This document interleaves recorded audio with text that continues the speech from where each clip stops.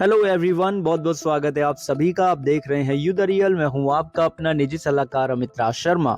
आज की वीडियो का श्रेय जाता है श्रीमान सिंह जी के इस कमेंट को। श्रीमान जी, आपके कमेंट के लिए धन्यवाद। इन्होंने जो कमेंट किया है वो LIC के न्यू पेंशन प्लान जीवन धारा द्वितीय की वीडियो के कमेंट सेक्शन में कमेंट किया। अगर आप LIC के जीवन धारा 2 प्लान की जानकारी को समझना चाहते हैं डिटेल में तो आज की वीडियो का डिस्क्रिप्शन चेक कीजिएगा। आपको LIC जीवन धारा द्वितीय प्लान की वीडियो का लिंक मिल जाएगा।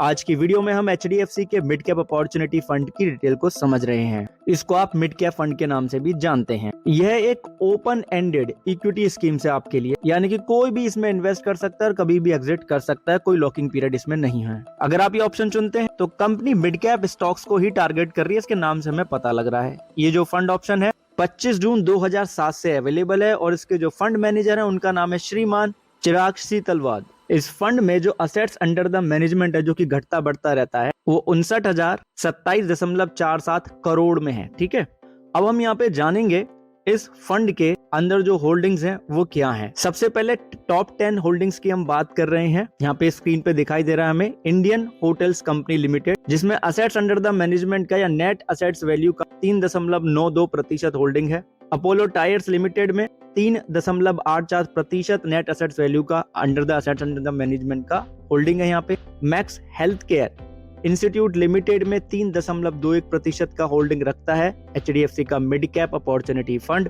फिर आपका फेडरल बैंक लिमिटेड में भी 3% से ऊपर का होल्डिंग यहाँ पे हमें शो हो रहा है। तो आप देख रहे हैं कंपनी का नाम लिखा, उसके आगे इंडस्ट्री लिखा, उसके आगे प्रतिशत यहाँ पे हमें बताया गया कितने प्रतिशत की होल्डिंग है। टाटा कम्युनिकेशन लिमिटेड में, जो कि टेलीकॉम सर्विसेज की कंपनी है, सेक्टर की कंपनी है टेलीकॉम सर्विसेज की, या कहें कि टेलीकॉम सर्विसेज सेक्टर से है, उसमें 2.97% का होल्डिंग है।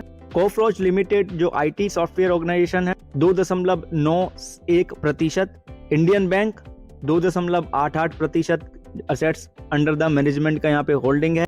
मैक्स फाइनेंशियल सर्विसेज लिमिटेड में भी इनका होल्डिंग्स हमें देखने के लिए मिल रहा है मिड कैप अपॉर्चुनिटी फंड के माध्यम से HDFC का 2.83%। फिर आपका persistent system limited IT software industry 2.59% का net assets under the management जो है उसका ये प्रतिशत यहाँ पे बताया गया है। हिंदुस्तान पेट्रोलियम कॉर्पोरेशन लिमिटेड में 2.57% होल्डिंग्स यहाँ पे है।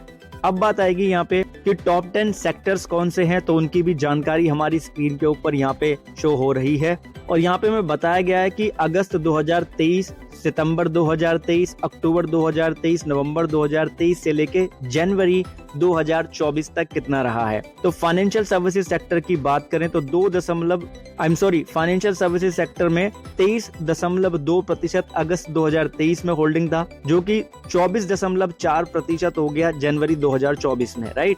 कैपिटल गुड्स में अगस्त 2023 में 15.4% का net assets under the management का होल्डिंग था कैपिटल गुड्स इंडस्ट्रीज में, जो कि जनवरी 2024 में 12.90% हो गया, घट गया। राइट। हेल्थ केयर सेक्टर में 8.10% था अगस्त 2023 को, जो कि 11% हो गया जनवरी 2024 में। Right.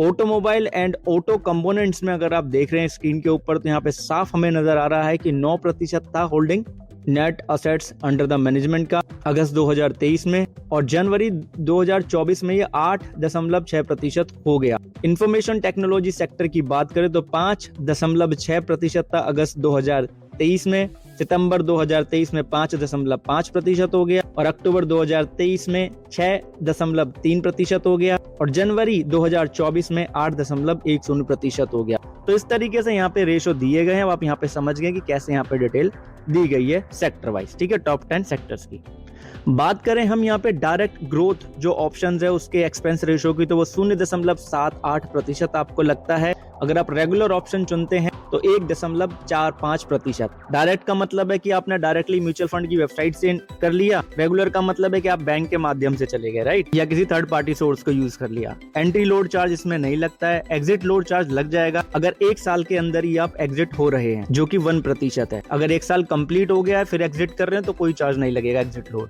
Short term capital gain tax आपको लगता है अगर 1 साल कंप्लीट होने से पहले ही अपनी यूनिट सेल करते हैं, उसके बाद करते तो long term capital gain tax लगता है, और कैपिटल कैपिटल गेन टैक्स की वीडियो का लिंक हमने वीडियो के डिस्क्रिप्शन में दे दिया है, उसे आप देख लीजिएगा, आपको और क्लियर जानकारी मिल जाएगी टैक्स के बारे में। अब बात करते हैं फंड के परफॉर्मेंस की।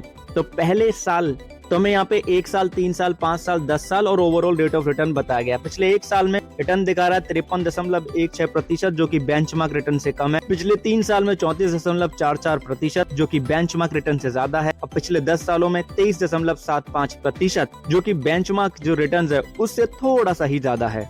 जब से ये फंड अवेलेबल हुआ है तब से लेके अब तक जो इस फंड का overall average rate of return हमें बताया जा रहा है वो है 21.90% जो कि बेंचमार्क से ज्यादा है। अब मैंने जो बताया उस पे आपको विश्वास नहीं करना है डायरेक्टली, लिंक मैंने दे दिया वीडियो के डिस्क्रिप्शन में, उस पे क्लिक करेंगे इंटरफेस आ जाएगा, आप खुद भी चेक कर पाएंगे सारे डिटेल। तो रेफरेंस सेक्शन में लिंक है, उस पे जरूर चेक कीजिएगा। इन्होंने कमेंट सेक्शन में सीधा लिखा है कि 21 साल के लिए 2 लाख रुपए लमसम अगर इन्वेस्ट कर दें, हम कहते हैं कि मैक्सिमम जो म्यूचुअल फंड में देखने देखने के लिए मिल जाता है, इजिली वो 15% का मिल जाता है लॉन्ग टर्म में। इस फंड का हमें ज्यादा देखने के लिए मिला है, लेकिन हम 15% ही अगर मान लें तो 2 लाख रुपए 21 साल के लिए सबमिट करने पे 37,64,330 रुपए के आसपास ये अमाउंट बन जाता है, राइट। तो आई होप जानकारी आपको क्लियर होगी। इसी तरीके से कमेंट सेक्शन में कमेंट करके हमें बताते रहे, क्योंकि जब आप अलग अलग चीजों के बारे में जानने की इच्छा जाहिर करते हैं तो हमारा भी मन करता है आपके लिए रेगुलर वीडियो लाने के लिए। आपने धैर्यपूर्वक वीडियो को अंत तक देखा, उसके लिए बहुत बहुत धन्यवाद, बहुत बहुत आभार। जानकारी क्लियर तो प्लीज वीडियो को लाइक करें, शेयर करें, चैनल को सब्सक्राइब करके जुड़े रहें हमारे साथ।